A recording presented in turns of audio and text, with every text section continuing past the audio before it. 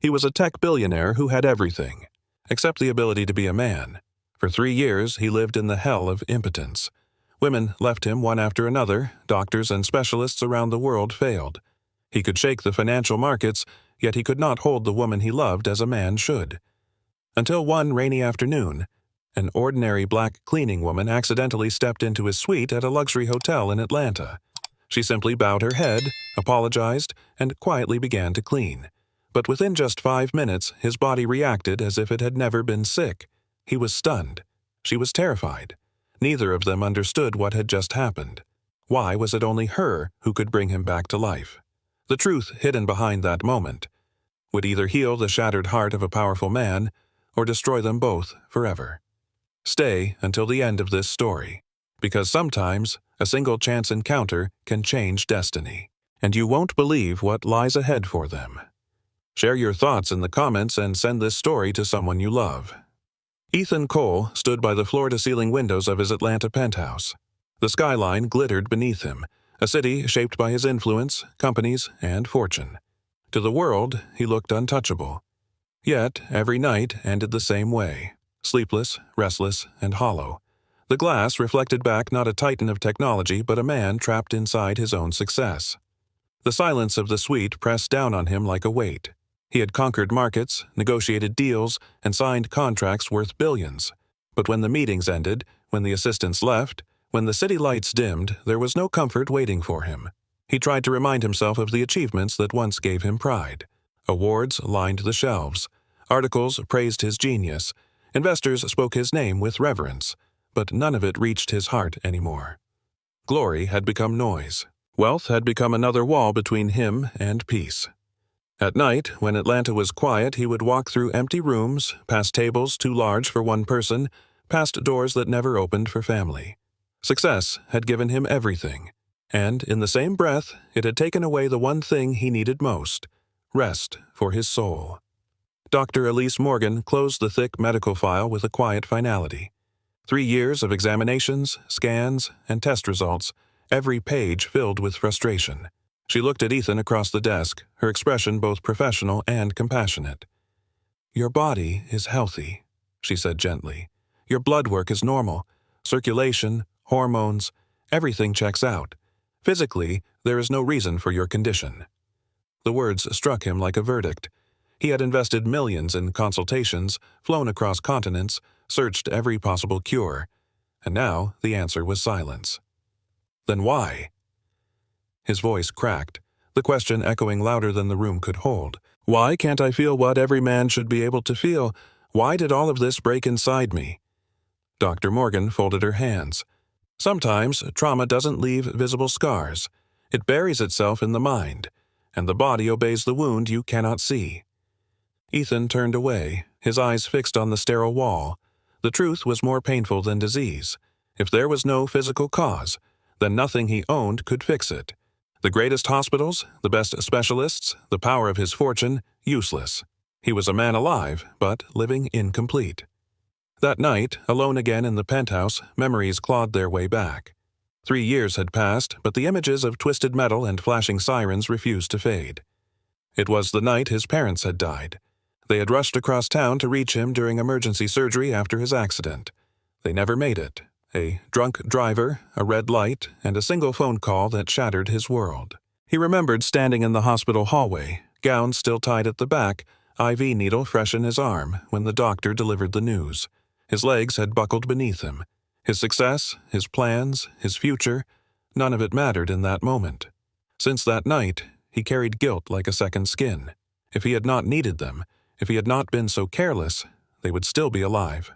The thought grew like poison, eating away at every relationship, every attempt at intimacy, every breath of hope. The city saw a billionaire. Inside, he saw only a son who had failed the 2 people who mattered most.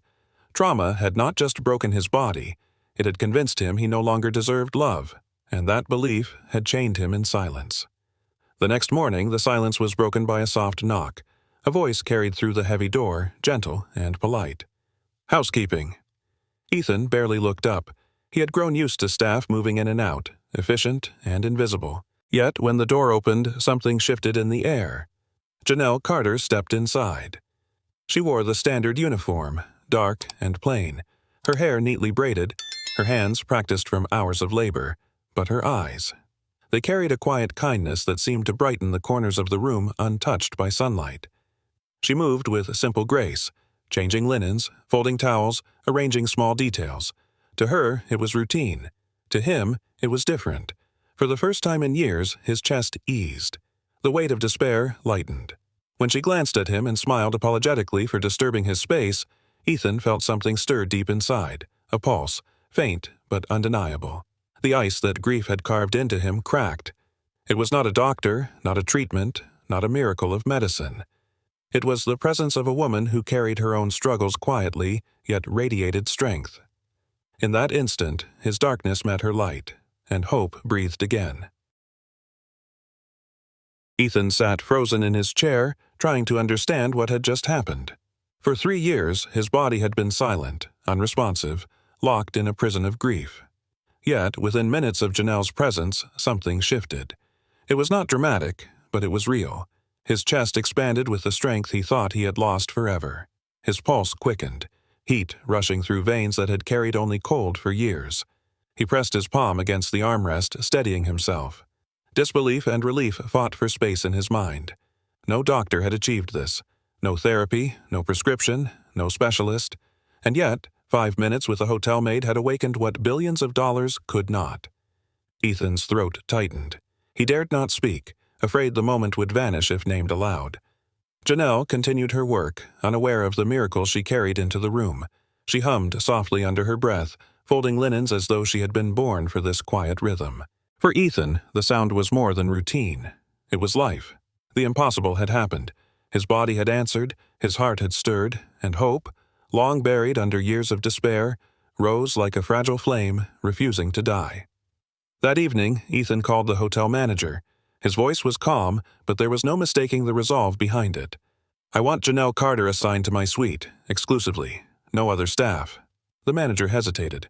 "Of course, Mr. Cole. May I ask if there was a problem with her service?" "No," Ethan replied quickly. "Her service was perfect. That's why I want consistency." He did not explain further. How could he? How could he describe that one woman's quiet presence had done what no medical empire could? To admit it aloud felt impossible. As he ended the call, he leaned back in his chair, staring at the ceiling.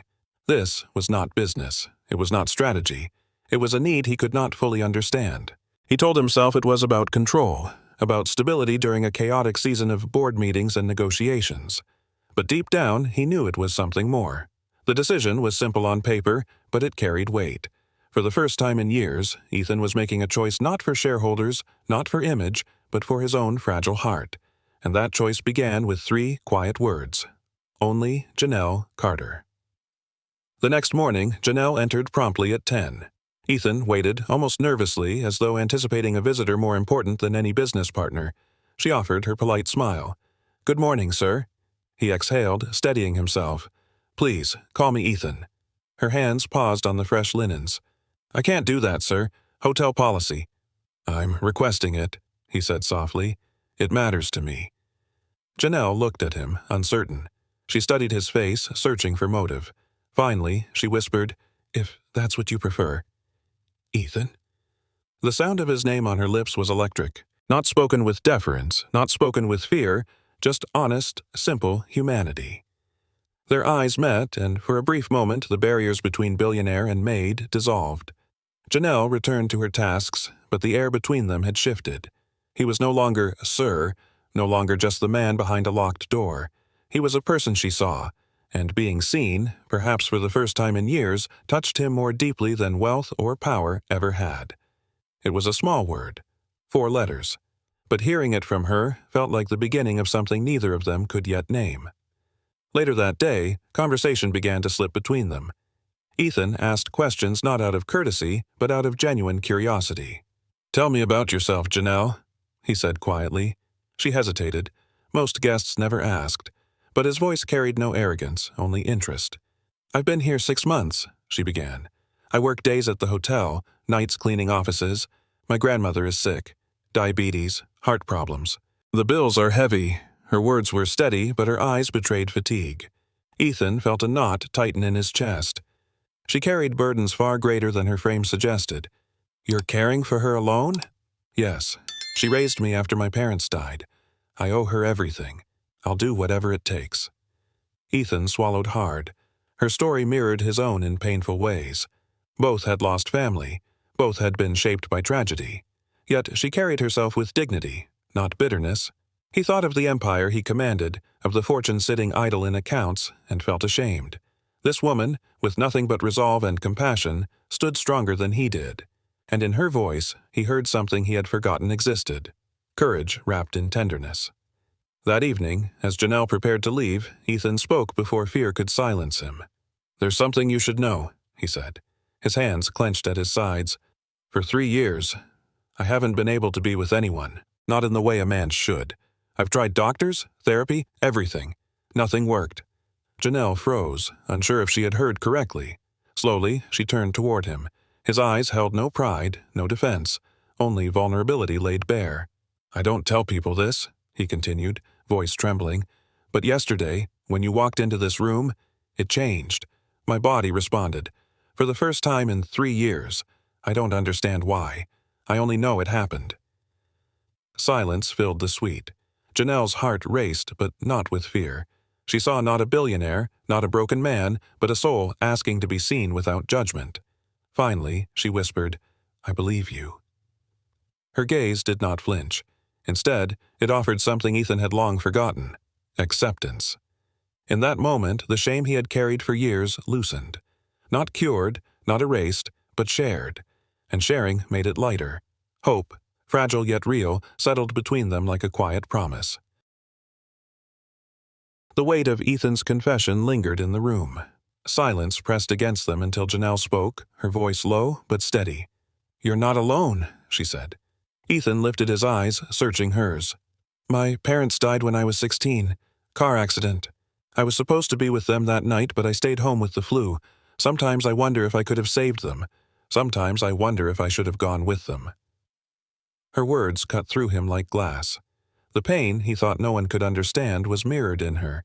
2 lives broken by sudden loss, 2 hearts carrying guilt that refused to fade. "I've lived with my grandmother, Nana Ruth, ever since," Janelle continued. "She gave me everything she had. And now, I work so she can have the care she deserves." Ethan swallowed, his throat tight.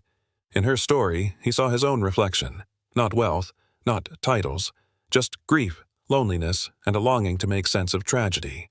For the first time in years, he felt less like a stranger in his own sorrow. Their wounds were not identical, but they echoed each other, weaving an invisible bond neither of them could deny.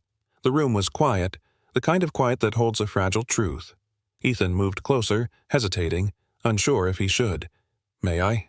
he asked softly, extending his hand. Janelle's eyes widened, but she nodded. Slowly, she placed her palm against his.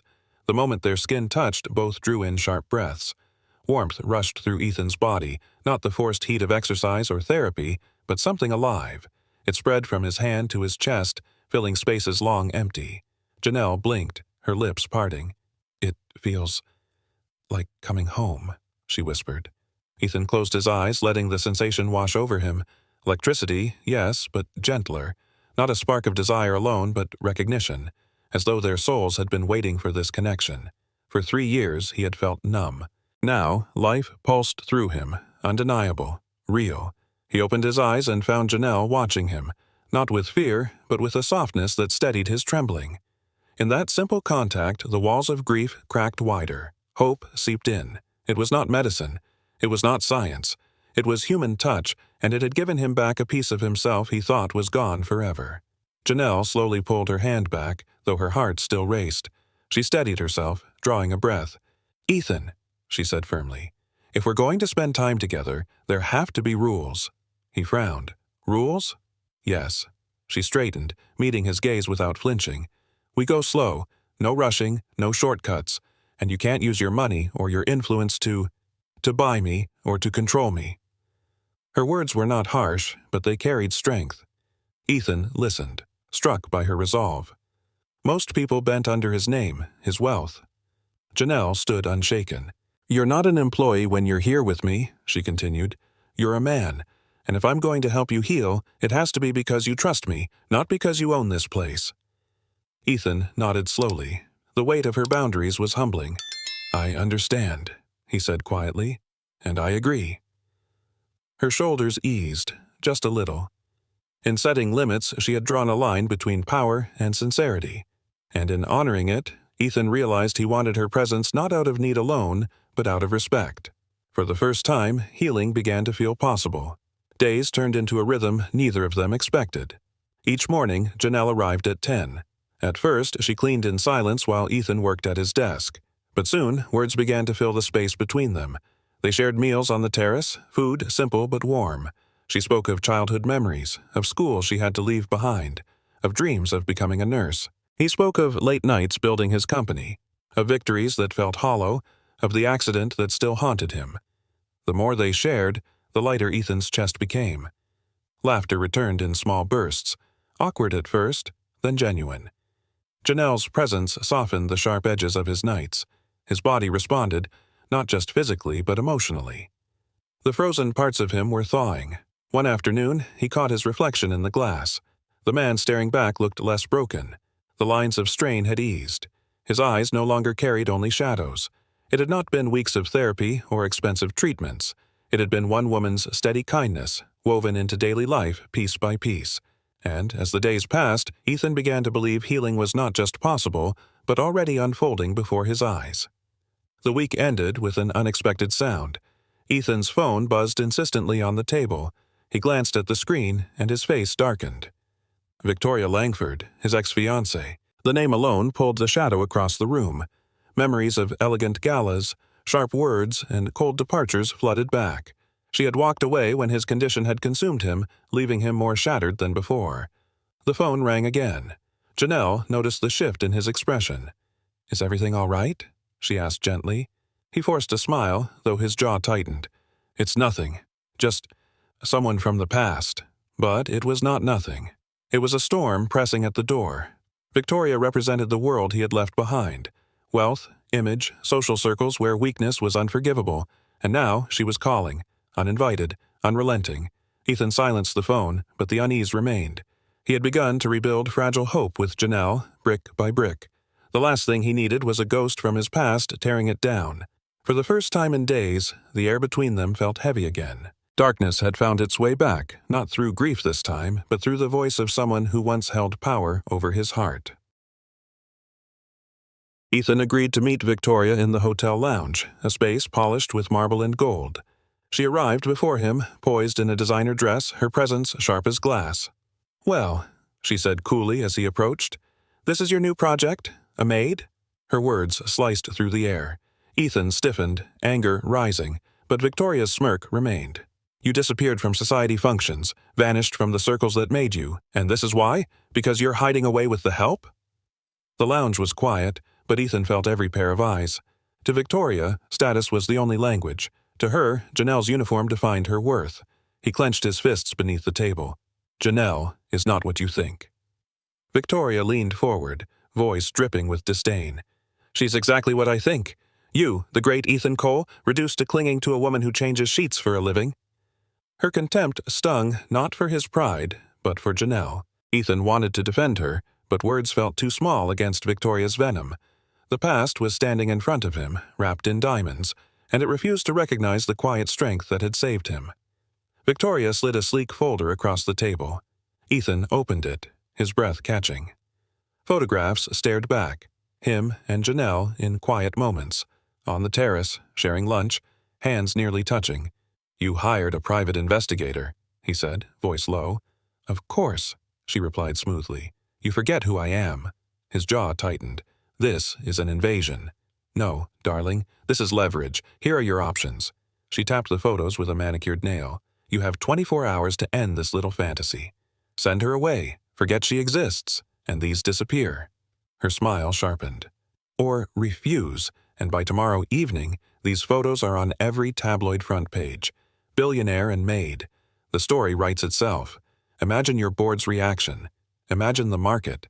Ethan's pulse thundered. This was not about him alone. Janelle's job, her safety, her dignity, all were at risk. Victoria leaned back, satisfied. You built an empire, Ethan. Don't burn it down for a woman who will never belong in your world. She rose, leaving the photos behind like a weapon primed to explode. The countdown had begun. 24 hours. One impossible choice. Back in the suite, Ethan's hands shook as he told Janelle everything. The photographs, the ultimatum, the threat hanging over them. Her face remained calm, though her eyes betrayed the storm inside. She gave us 24 hours, Ethan said. She'll destroy you, Janelle. Your job, your life. I can't let that happen. He wanted to promise protection, but fear choked him. He had power in the world of business, but against Victoria's cruelty, he felt weak. Janelle looked away, staring out the window at the city lights. For a long moment, she said nothing. Then, quietly, I need time to think. Ethan's chest caved. Think? Janelle, we don't have time. I know, she interrupted, voice trembling, but I need to decide what this means for me. For Nana, for everything I've worked for. If I choose you, I could lose everything else. Her words tore through him. He reached for her, but she stepped back. Please, just give me this night. The space between them grew heavier than silence. Ethan watched helplessly as she gathered her things and left. The door closed, leaving him in the same darkness he thought she had already banished. Janelle walked through the streets of Atlanta, the night air cold against her skin. Her thoughts collided in endless circles. She saw Nana's face, fragile and lined with years of sacrifice. She heard her parents' laughter in distant memory, silenced by tragedy. She felt Ethan's eyes, filled with pain and need, trusting her with wounds he showed no one else. Tears blurred the neon lights around her. What future could she choose? To stay meant risking scandal, humiliation, the collapse of the fragile stability she fought for. To leave meant breaking not only Ethan's heart, but her own. She wandered past restaurants closing for the night, past office towers glowing with empty light. Her feet moved without direction, carrying her deeper into thought. At one corner, she stopped, pressing her hand against her chest. She whispered into the night, "What am I supposed to do?" The city gave no answer. Only the echo of her own heartbeat reminded her she was alive. She cried quietly, the kind of tears that come from a soul stretched between duty and love. By dawn, her decision had begun to take shape, not out of fear, but out of something stronger rising inside her. The following evening, with 24 hours nearly gone, Janelle returned to the penthouse. Her steps were steady, though her heart pounded. Ethan stood by the window, his face pale with sleeplessness. When the door opened, he turned, hope flickering in his eyes. "I thought you might not come," he whispered. "I almost didn't," she admitted. The clock ticked between them. 23 hours and 17 minutes had passed since Victoria's threat. The final moments of choice hung heavy. Janelle drew a breath. "I've decided. I choose us." Ethan exhaled sharply, disbelief and relief colliding. "But listen," she continued, her voice firm. "We will not just survive her attack. We will not hide or beg for mercy. We will win." Ethan blinked, stunned. "Win?" "Yes. If she wants to destroy us with exposure, then we face it head on. We tell our story before she twists it, and we find her weakness, the truth she doesn't want revealed." Her eyes burned with determination. She was no longer just defending herself. She was fighting for both of them. Ethan stepped closer, his heart breaking open at her courage. Together, they would not merely endure, they would fight, and they would overcome. Janelle's voice carried certainty as she outlined the plan. Ethan listened, astonished by the clarity in her eyes. "Step 1, she said. "We go public with the truth. Not Victoria's twisted version, but our own. We tell the world about us, honestly, openly." Ethan nodded slowly. "And step 2? "We expose her," Janelle replied. "She hides behind money and power, but no one stays that clean. There's always a trail. If she wants to use her influence to destroy us, we use her secrets to end her control." Ethan leaned closer. "And step 3? Her lips curved into a faint smile. "We marry. Before her deadline. She can't threaten to expose something we've already celebrated." He exhaled, the weight of fear lifting for the first time in days. Her strategy was bold, almost reckless, but it gave them a way forward. "You've thought this through," he whispered. "I had to," Janelle said firmly, "because love isn't just about surviving storms. It's about standing together in them." For the first time, Ethan saw not just the woman who healed him, but the woman who could lead him into battle, and he knew he would follow her anywhere. Later that night, Ethan revealed the weapon he had been holding in silence. "I already suspected Victoria was hiding something," he admitted. "I hired a forensic accountant months ago." Janelle's brows furrowed. "And?" "She's been embezzling," Ethan said, his voice hard. "Funds meant for children's hospitals, cancer research, programs for kids who need it most. Hundreds of thousands redirected into her private accounts." Janelle's hand flew to her mouth. "She's stealing from children?" He nodded grimly. "Every transaction is documented. Every wire transfer traced. I have proof strong enough to bring her down completely." Anger burned hot in Janelle's chest. This was more than a personal vendetta. It was cruelty against the innocent. "Then we use it," she said firmly. "Not just to protect us, but to protect them. Every child she's stolen from deserves justice." Ethan reached for her hand. "We'll release it when the time is right. With the truth about us and the truth about her, she won't know what hit her." In that moment, Janelle realized this was bigger than their survival. They were fighting for more than love. They were fighting for lives that had been silenced by greed, and that gave her strength. The next morning, they made their move. Ethan called a press conference, something he had avoided since his illness began. The room filled with reporters, cameras flashing, pens ready. He took the podium, Janelle at his side. For a moment, nerves threatened to silence him. Then he spoke. "For years, I've lived behind walls of wealth and image. But the truth is, I've been broken. 3 years ago, tragedy took my parents and left me unable to feel alive. Doctors could not heal me. Money could not fix me.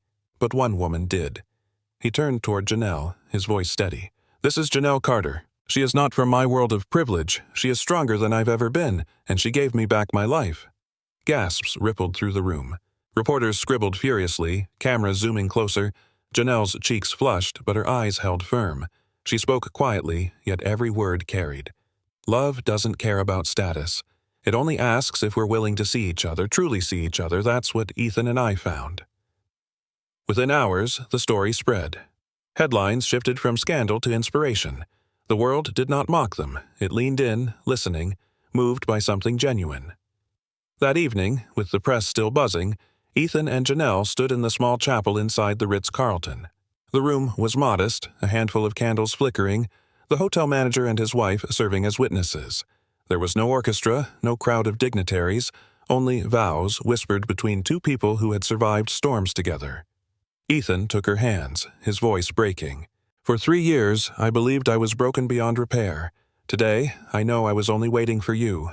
Janelle, I promise to honor you, to fight for you, to choose you every day." Tears shimmered in her eyes. "Ethan, I don't need wealth or titles. I only need the man who found the courage to trust me with his truth. I choose you, always." The manager pronounced them husband and wife. Their kiss was soft, but it carried the weight of everything they had endured. Outside, the city continued its endless rhythm. Inside, two souls had rewritten their story, not as Billionaire and Maid, but as partners, bound by something money could never measure. It was sudden, it was unplanned, but it was theirs. And, in its simplicity, it was perfect. The next morning, Victoria made her final move. She dialed Ethan's number, voice sharp with fury. "You think you've beaten me? The media will devour you both. Your empire will fall." Ethan listened silently, Janelle beside him. Then another call came through. This time, it wasn't Victoria. It was federal agents. Within hours, FBI officials walked through her penthouse doors. Documents in hand, warrants signed, they searched every corner. The evidence of embezzlement, fraud, and theft from children's charities was undeniable. Victoria's phone rang again, this time to silence. Her threats collapsed beneath the weight of handcuffs and flashing cameras. In their suite, Ethan turned to Janelle, a slow smile breaking across his face. She answered with one of her own. The war was over. Together, they watched the news broadcasts that evening. Not of scandal, not of shame, but of justice served. Headlines showed a fallen socialite, her crimes exposed, while another story rose alongside it. The love of a billionaire and a maid who refused to be broken. For the first time in years, Ethan breathed without fear. Beside him, Janelle rested her head on his shoulder. They had not only survived, they had won. Weeks after their wedding, Ethan and Janelle launched something bigger than themselves, the Love Without Limits Foundation. It began quietly, a press release, a mission statement. But the heart of it was simple. helping workers who had sacrificed education for survival, hotel maids, grocery clerks, construction workers, people with dreams deferred by necessity. Applications poured in, letters handwritten by tired hands, stories of parents who wanted to finish school, children who needed role models, workers who wanted more than endless shifts. The foundation answered. Hundreds of scholarships were granted in the first year. Some recipients cried when they learned. Others sent photos in caps and gowns, thanking strangers they would never meet. For Ethan, the numbers mattered. Millions invested, hundreds lifted. But for Janelle, it was personal. Each story reminded her of her own past, of nights she had scrubbed floors and cleaned rooms, her nursing degree left behind. Now she could give others what she had lost. Together, she and Ethan turned their pain into purpose. The empire he had once built for profit was becoming a tool for healing. Love had saved them. Now it was saving others. One evening, Janelle placed Ethan's hand gently on her stomach. He blinked, confused, then froze as realization dawned. "Are you?" She nodded, tears in her eyes. "We're having a baby." For a moment, Ethan couldn't breathe. Then emotion crashed over him. His shoulders shook. He buried his face against her, sobbing with joy. "You've given me back my life," he whispered. "And now, you've given me the future." They sat together on the couch, laughter and tears mingling. The man who once believed he could never be whole again now dreamed of lullabies and small footsteps. Janelle brushed his cheek, smiling through her own tears. "This child will know love, real love, not money, not power, just love." Ethan held her tightly, marveling at the miracle. For years, grief had been his only companion. Now, in Janelle's arms and with new life growing within her, he felt something greater than hope. He felt legacy. The miracle was not only survival, not only healing. It was creation. Life where once there had only been silence. 6 months later, under the bright lights of a hospital room, their daughter was born. They named her Hope. Ethan held the tiny bundle, his voice breaking. "She's perfect." Janelle, exhausted but radiant, whispered, "She's ours. Our miracle." News traveled fast. The press had followed their journey, skeptical at first, but headlines now read differently. "Love beyond class. Billionaire and Maid welcome baby girl." Photos of Ethan cradling Hope, Janelle smiling softly spread across the country. For once, the story was not about scandal. It was about love strong enough to create life. Hope became more than a name. She became a symbol of healing, of new beginnings, of the bridge between worlds that many believed could never meet. In the nursery, Ethan rocked her slowly, marveling at the weight in his arms. "She will never know the emptiness I once carried," he promised. Janelle smiled, watching him. The man who once lived only for profits now lived for bedtime stories and morning smiles. Their love had already touched thousands. Now it had touched their own blood. Hope's cry was not just the start of her life, it was proof that healing could pass to the next generation. 5 years later, the Georgia World Congress Center buzzed with voices. Banners stretched high. Love Without Limits Conference. What began as a foundation had grown into a movement. Thousands filled the hall, couples from every background sharing stories of how they had crossed boundaries of class, culture, or circumstance. On stage, Ethan and Janelle stood side by side. Hope, now 4, clapped from the front row, sitting proudly with Nana Ruth. Ethan spoke first. "5 years ago, I thought my life was over. But one woman taught me that healing comes through connection. Today, we see proof of that truth in every story you've shared." Janelle's voice followed, warm and strong. "Love doesn't ask for your bank balance. It doesn't measure your status. It asks if you're willing to see another person's heart. And when you do, walls fall." Applause thundered through the hall. Couples wept. Others held hands tighter. The conference wasn't about Ethan's billions anymore. It was about legacy. What they had built was larger than their names. It was a community that refused to let love be defined by barriers, and it was only growing stronger. A billionaire once lost in grief. A black woman carrying her own scars. 2 broken lives that found each other in the most unlikely place. Ethan had everything the world could offer. Money, success, power, but he could not feel alive. Janelle had nothing but hard work and love for her grandmother, yet she carried a strength he could never buy. When their paths crossed, healing began. They didn't stop at saving themselves. Together, they built a foundation that gave workers a chance to dream again. They welcomed a daughter named Hope, proof that love can create new life from ashes. And they sparked a movement that grew far beyond their names, showing the world that love does not ask about status.